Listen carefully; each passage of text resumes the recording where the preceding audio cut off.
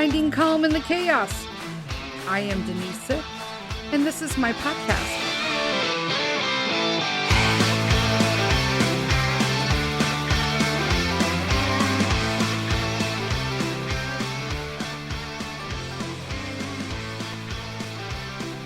Hello, everybody. Welcome to another edition of Finding Calm in the Chaos. I'm Denise, and guess what? This is it's episode number 80 of the podcast. Woohoo! Yay, yay, yay. I don't know. I have a button here somewhere. Oh, hey, there it is. There it is, episode number 80. Today, I'm going to talk about a few things. I'm really diving deep in some of this stuff, and it's really fun, but today, the name of this episode is called Soundscapes. And the reason I did that is because I wanted to talk to people who might be overstimulated. So I have OCD and also postpartum rage disorder. It is pretty common, I guess, postpartum if you have OCD diagnosis, but I wanted to talk a little bit about being overstimulated. And I've talked about how people always associate angry women, moms, mothers, all of that, right? Wives, with just being angry. We're angry. And I don't believe that. I believe that we are overstimulated. And that's something that I've talked about in the past on this podcast. And I think in addition to just everyday's life, okay, that moms have to deal with. And then once I factor, again, I can only talk about my personal experience, but when I factor in my OCD and my personal experiences, then things get taken away. And I have found that in this trying to listen, trying to live in the moment, trying to connect with people, there's so many things that come with that. And last episode, we talked about listening and just how I can get listening skills and some of the challenges that I have with that with lupus and rheumatoid arthritis. And one of the things that I've noticed that are very distracting, and I'm going to talk about it today, and about a very real situation that happened a couple weekends ago when we took Peter to the Brick Fest. It was an hour and a half away from our home. It happened literally the day after we had a huge Arctic blast and about 10 inches of snowfall. And I was super worried about the driving conditions when I got there. Now, I have a past in risk management, so it literally ruins for you. It ruins you for life. When you are in risk management, you can't even look at stuff the same way anymore. And so I was trying to overcome all of these risk management issues of the conditions of the road, whether or not we should be driving. In addition, also, Mr. Sith mentioned to me that I needed to get new tires on my car because I had no tread. So I was trying to explain to him that in my mind with OCD, all I think is that I'm driving on inner tubes. So there's 10 inches of snow that have fallen, more in some places. We were driving, like I said, an hour and a half away. It is frigid Arctic cold. Okay, we're in sub-zero temperatures, so everything is ice. And I've got to drive an hour and a half away to go to this Brick Fest with Peter and Mr. Sith on inner tubes on an SUV. I'm like, well, I literally stopped. I was like, wait, what is that noise? I'm pretty sure Buster's under my desk snoring. So it was just, yeah, it is. I'm like, what is that sawing? And it's the dog. But these are the things that some people do not realize that create anxiety and stress and moments of complete breakdown. And what happened is I have a perfect driving record. I'm going to be honest with you guys. I'm going to toot my horn a little bit, right? I have not been to the DMV unless I have to change my address when I moved to this house. And when I got my federal ID, the real ID thing, that's about it. I just mail in mine. I never go. Don't have to. I can do it by mail. So, no driving issues whatsoever. Nothing. I do, however, have been in 3 really bad accidents, all caused by other people and extreme conditions. Just saying. So I've also got that factored in. And there's only so much you can like do when you have all of these different things coming at you. So I've got inner tube tires. I'm trying to keep my son safe. I need to get him to this event. It's Arctic cold. I'm worried about the road conditions. I'm worried about everybody else who thinks that like it's not a big deal to drive in this weather, which apparently Mr. Sith qualifies for that select group of idiots. But I will never understand when people will drive in inclement weather conditions of any sort. Like it's just another day. It's truly infuriating. I'm not going to lie, because that is usually what, in my experience, has been what has initiated accidents that have put me and my life at risk, because all 3 times my cars were totaled because of the carelessness of somebody else during inclement weather. So where am I going with this? We're going somewhere. This is going to be like an all-encompassing podcast, you people. Okay, friends, we are going big time today. So I labeled it Soundscapes for a reason, because in addition to all of these internal soundscapes that I just described to you, I have external soundscapes as well. And one of those is silence. I know that sounds stupid, right? You're like, wait, how can silence be a sound? It is. Because what happened is that I wanted this event to be something that was a memory for our family. And once again, it'll probably go down in our family history as mom ruining another fucking day. It's always me, it's always me. I know there comes a time when moms just have to be like, you know what, like F you people, it's not just me, it's you, but it's always going to be me. Nobody is going to accept responsibility at all for anything anymore. So it is what it is. And I've decided that I'm just not going to get upset or waste any more energy on trying to explain to other people how I'm not always the problem. It just, it might be you, but it's for me. I'm tired of having to explain to other people rational issues and why they should be concerning to other people. Because to me, if it's like not concerning to you, then okay, hope you don't die on your way to Brickfest, an hour and a half in fucking ice and snow. You know what I'm saying? So, needless to say, the roads by our house were shitty. Okay. And I was sliding on my inner tubes numerous times. And I'm doing this in this terminology so people understand what I'm thinking of and how it builds in someone with OCD. So I'm in the car at multiple times when I have slipped, fell, had issues like at stoplights and stop signs, trying to get traction to move forward. Everybody driving around me like it's not a big issue.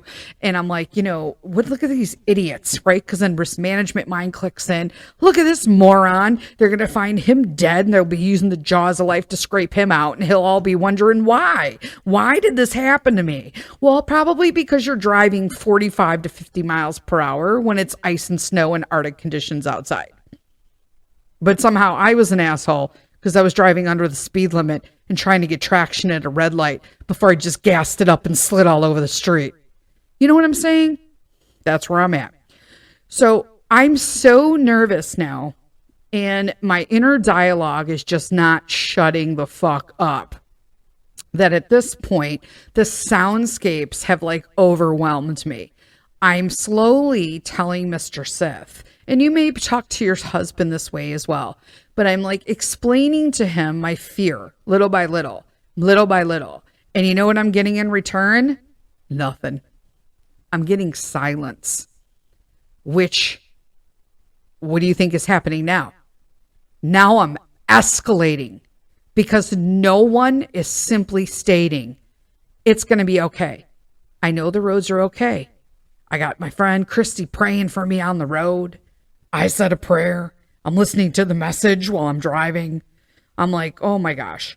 And never once did my husband state Even when I cried, when I slid on the ramp onto the highway, I'm in tears now, okay? Because I am just thinking of when I flipped over the ramp on a highway, 25 years ago, and my car rolled down a huge like ravine and I was upside down and they had to extract me from the car. You know what I'm saying? Like nothing. I got nothing but silence, which was the worst soundscape I could have had at that moment. Not any comforting words whatsoever. I'm not saying that Mr. Sith is an asshole. It's just in this particular situation, he was an asshole. You know what I'm saying? So I pulled it together. Once we started getting on the highways were actually clean, but only the center lane was comforting to me because I've been on the outer lanes where the ice and the wind has blown in, and then there have been issues. So, but let me tell you, the soundscape in your head when you have anxiety, depression, OCD, ADD, all that kind of stuff, okay, is frightening. And then the only way it could get more terrifying is when the soundscape around you with the people who are supposed to love you is freaking silent. All it did was escalate me because I was getting no backup. It's going to be okay. No touching, holding my hand. You know what? You're going to be all right. You got this. We're going to get there. We're going to have a great time. I'm so sorry you're like stressed out. This is going to be okay. I know you've been in the accidents. I know it's scary, but look, the road's clean. None of it. Nada. Okay. The soundscape was silent, which allowed my head, again, it's me, to just rip into this world of we're all going to fucking die in the car. And it's going to be my fault. Because it wouldn't be anybody else's fault. It would be my fault. And I know that some of you out there, because you've sent me messages, this speaks to you. And I'm sorry that it does, because it is fucking terrifying that you cannot shut your damn mind off. The soundscape is internal, but it's horrible. And I wanted to talk about that situation to be really honest with you guys, that this kind of what sparked this episode was that apparently, I'm trying to get Mr. Sith to understand that this shit happens and we need to talk. Again, if you guys haven't figured out, or after a year and a half of podcasting, almost 2 years in July, that the problem with Mr. Sith is communication, you are one step ahead of him, my friends. It is literally the death mark in our relationship. He just does not understand, as a man, because they're fucking idiots, and a husband, that communication is what is the key to all of this resolution. Like, it is literally the key to resolution, and that it would clear up literally 99.9% of our issues. But he's doing the best he can, because he's you guys know I hate that fucking saying. Anyway, so soundscapes are a thing. I started looking into it, and as I'm reading, I'm seeing how it is like science, okay? That a lot of our stress and anxiety and things today come from these constant soundscapes that we're not even aware happens, but they affect our emotional and physical well-being, especially people that live in urban areas, right? Because you're getting traffic, airplanes, sidewalk noises, industrial machinery that you might not even know exist, trains in the background. I lived literally like seconds from trains when I lived in the city, and I don't even recall hearing them after a time, because it's just in this background soundscape and you don't even think about it anymore. But there have been a lot of these like amalgamated sounds, like it's like a sound salad, let's just say, right? These soundscapes are in the sound salad, and they have been negatively linked to not only the measures of your well-being, but your overall health consequences in life. And there have been small studies, but not really big. I was trying to trace the studies here to see how back I can go, but it's really just very early paced, scales with this stuff. But they have a small study that traced traffic noise to worsen cancer outcomes and lower birth rates, and long-term noise exposure to male infertility. Which, think about that, long-term noise exposure. Where would men be that would create long-term exposure? Clubs, bars, parties, sporting events, all loud events. That's crazy. But it's these crowded urban soundscapes that they've been trying to do these small studies on, because it's like air pollution. Isn't that crazy? And I know you're like, no, it's not. It's a sound. How can sound be like air pollution? Well, it is strong enough general evidence that in 2022, the United Nations reported noise pollution as a top environmental and health threat. They included health threat in that, which was surprising to me. I'm like, wow, that's crazy. Like, wait, what? But that leads me to believe into how all of these other soundscapes could have positive impacts on us, because there is a whole plethora of people who believe in like forest bathing, right? Forest bathing, for those of you who don't know, so it's spending like this mindful and like sense focused time in nature. You can do it in your backyard, listen to the birds, right?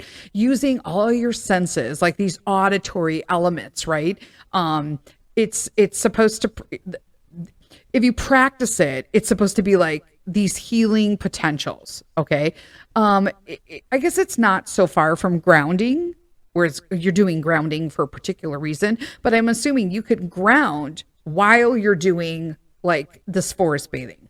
Okay. But there have been a lot of, like South Korea, that means to be where most of the forest bathing, like clinical adaptation, nature therapy responses have been from. So just trying to figure out that less than like 0.01% of our history has been spent in modern surroundings, right? So the gap between the natural setting and then like the highly urbanized and artificial setting is likely to cause the root of like this stress state in modern people that we just don't know where it comes from. Because most of this research on nature therapy suggests that there's this similar evolutionary reasons for this innate ability to be calmed by the outdoors. That, you know, you need to just get out if you're stressed out. And then don't forget so that's forest bathing is a positive thing. Okay. And then I guess there's also been these forest sounds can lead to feelings of comfort. They decrease heart rates. I mean, so just picture like being out in your yard, listening to like fountains, water, specifically water, bird song. It's hard to find that, especially in an urban environment. But, you know, it's too early in these studies to find out like anything definitive. But it's interesting to see how these hearing birds, like, so there was a separate study that found that seeing and hearing birds led to like these day-long increases of self-reported measures of well-being and like positive moods for both healthy participants, but also with those with depressions. And water sounds, you know, they seem to hold promise for like a lot of urban planners and developers are looking to mitigate the effects of noisy cities by using water features. I remember when I lived in downtown Chicago, I lived in the Gold Coast area, and I lived in this beautiful little like Victorian apartment dwelling, I guess, but it had a huge courtyard in the middle with a fountain. And I will tell you that even if I remember sitting in my living room during that time with the windows opened, that I remember the fountain running. These were like two of the biggest things. I remember the fountain running and the clicking of the horses with the carriages from downtown Chicago. I mean, it was downtown Chicago, but they would come around because there was a stable right there. And so they I could hear the clodding of the horses. The clink, clunk, click, click, click. You would hear it with the fountain in our little area courtyard. And then depending on the day, you would hear a lot of beeping, or you would hear the planes, because we were in a flight pattern to O'Hare. It was very easy, but the noises were I can really pick them out to tell you what I heard. And so, but I did find the clotting of the horses and the water very therapeutic. It was just very relaxing to hear that on the days where it was just super loud.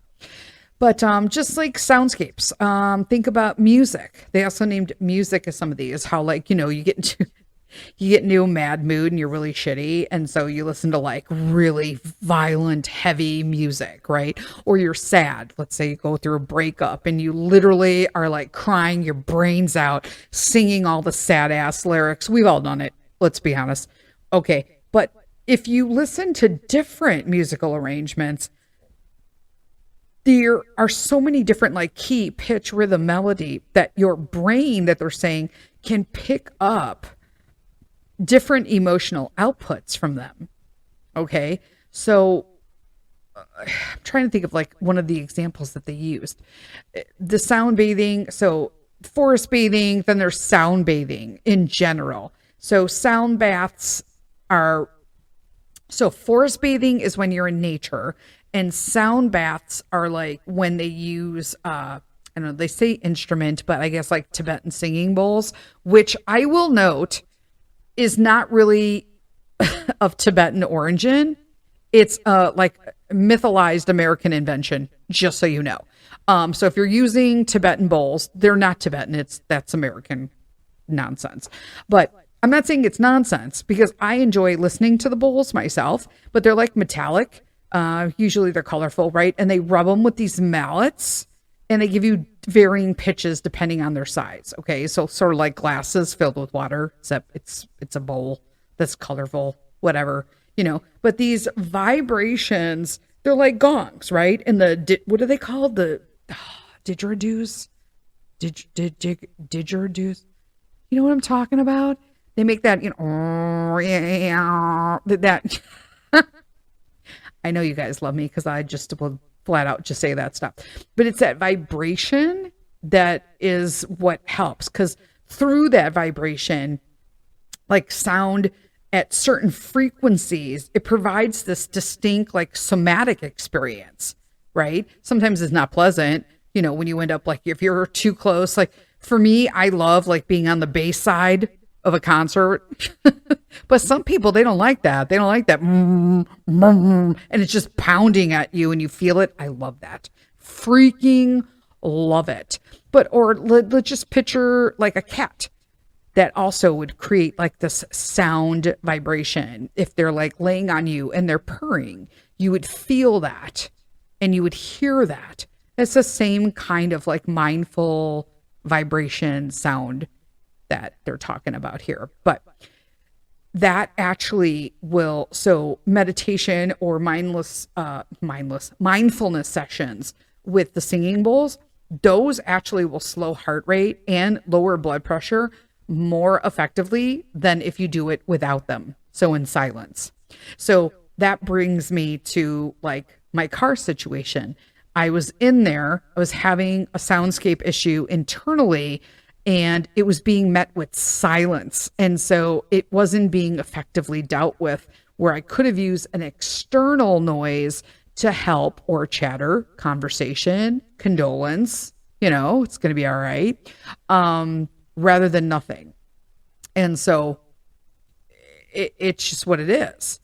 But unlike like music and instrument-based therapy, the benefits of these like vibroacoustics, those are also accessible to deaf people in the community. This is huge, because that's why I feel like I like listening to them when I go to bed, which I have to start doing again, because sometimes I can't hear stuff that's coming up. Obviously, I have a hearing deficit, but it helps. I can hear that stuff.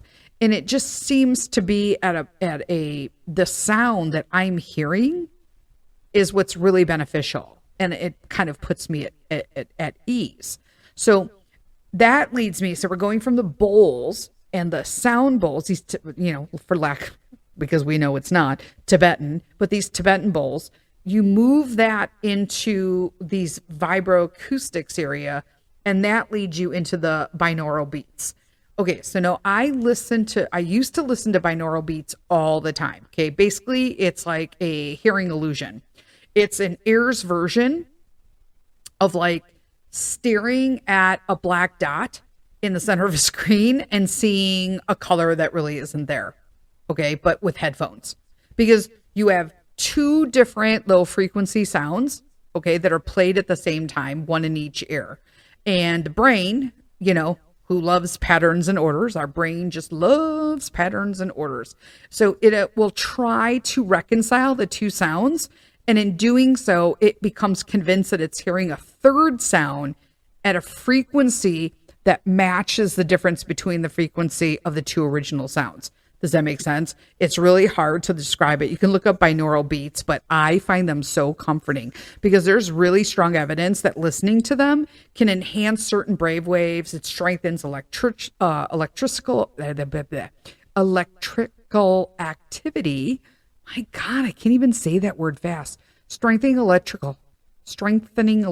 There we go.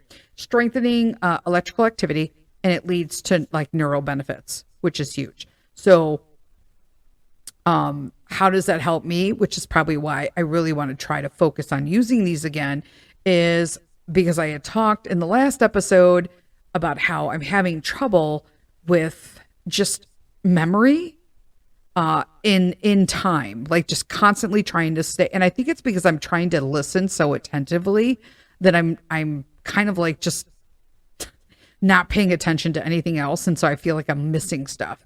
But binaural beats show that small, but like remarkable events, right? Could have good effects on like working memory. Sorry guys, I'm trying to like remember stuff that I've read, and then like looking at my notes, it doesn't have everything there.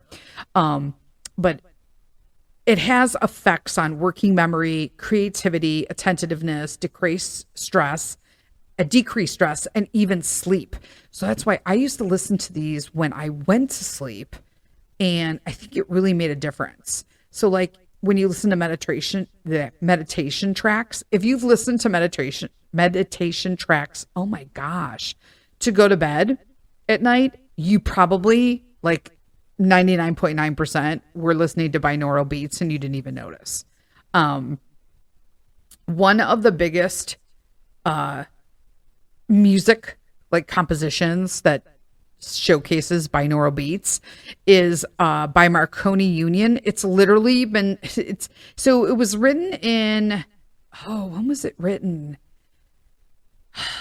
Probably about 10 years ago, if not longer. I don't know. I'm gonna say 10 years ago. So they wrote this like song called Weightless, and you can look it up on YouTube or whatnot, but it is like this ebb and flow and this pulsating. It's like luxury spa music, essentially. But it's by Marconi Union. It's called Weightless. If you spa like I do, you've probably heard it before, because I actually heard it before in a spa. It is been claimed or been basically like touted as the most relaxing song in the world. It's like 8-10 minutes long. I'm not even joking. But it has been shown to simply listening to that song can slow your heartbeat. It's crazy. It's crazy. But here's the deal. Sound always has its limits, right? But there is this evidence that is growing that points to this future where it's going to play a role in like treatments for tinnitus, dementia, pain, memory issues. And that's huge, right? But you need to take stock of how your personal soundscape is affecting you and your happiness, like now. And that's what I've had to check, because noise pollution it's a public health issue, right? And experts are, they're struggling to solve that stuff. and, slapping on noise canceling headphones 4/7. That's not realistic, or, fashion forward. But Pete loves his, but you can't just wear those all the time. But if you can take control of some of it and listen to a soundscape that works for you, if your internal soundscape especially is being crazy, like, listening to quiet music instead of a podcast while you're cooking dinner. I can't believe I'm saying that, because you could be listening to my podcast while you're cooking dinner. But if you're stressed out, I would prefer that you listen to a binaural beat or some forest music, some forestscaping, so that you can listen to that. You can find all that stuff on YouTube, people. But sometimes, even if you're at work, if you're somebody who has to go into a brick and mortar and you're still working in an office, bless your heart. But you know what? Hey, if you got to go to the bathroom, close your eyes and play some bird sounds, you got to do what you got to do, right? It's just, it's for your own mental health. But soundscapes are super important. And that whole Brookfest trip really, really just like brought me to it. But here's some of the things that that I think would contribute, knowing, all those different soundscapes and rhythms and sounds and bathing and bowls and all of that stuff. Okay. When you factor all of that in, there are some things that I narrowed down that probably I should have done in a better way to help not have my breakdown in the car. And that was, one, don't get caught up in the negatives of the world. I should have just turned up the music and really just focused on my worship music at the time. I should have just been like waiting for some Phil Wickham to come on. If you know, you know. Phil is my boy. And just kind of go with that. I got caught up with the negatives of my internal soundscape, and I can't just rely on Mr. Sith breaking me out of it, because most likely he's not gonna. So I can't just keep blaming it on him. That's something he needs to work on if he doesn't want me to keep having these. But in the meantime, if he's not there, I need to come up with a solution for breaking out of that myself. And that would be, I need to not get caught up with the negatives in my personal soundscape and create something positive in it. 2, I need to know stuff happens. Don't let stuff determine how my day is going to be. I did do that. I pulled it out of my ass by, the time we started driving. By the time we got there, I was pulled together. Okay. It is what it is, right? I was a fool. I let something it's not menial. I don't want to say that it was a menial, because driving in hazardous conditions like that can be serious. And I know that because I've had issues in the past with it. But I really needed to just kind of get out of my head that day. Stuff happens. It didn't happen that day. We had a good time. That's all. Move on, Denise. 3, be the driving force. And that's part of the deal. Make the day go the way that I want it, right? I need to stop relying or waiting for Mr. Sith to step in to help me with this. I needed to problem solve it myself, which I didn't do until 30 minutes later. But, 30 minutes later is better than not, right? It's okay to wake up on the wrong side of the bed. You just need to figure out how to snap yourself back in, right? Just that you can adjust. It's okay to know that you can adjust the same day, make an adjustment, and then carry on. You don't have to roll out of bed, know you rolled out of bed on the wrong side, and then just go with it all fucking day. You can take some of that and just decide, okay, that's it. It started off jacked up. Let's correct it, and then just keep moving on. It took me 35, 40 minutes to do that, but I managed to finally do that. And this is the part that I think really is helpful, and that is 4, enjoy others' joy. Instead of sharing your unhappiness with someone who just isn't having a bad day, let their happiness rub off on you. So I tried to use Peter as this is an event that he's really going to enjoy or whatnot. And then just kind of like, I got to drop my shit. We really tend to want to be like, misery loves company. You want to rub that off on other people. But if you see that somebody's having a really good day and they're smiling, like, don't like rain on their parade. Let them sunshine on your fucking dampness and try to switch it around. And so, I mean, it took 40 minutes. And then, I guess within the hour, I was like, way to go, but being more intentional on how I handle it in the future, or how you could handle it in the future, if you just follow those things, don't get caught up with the negatives. Shit happens.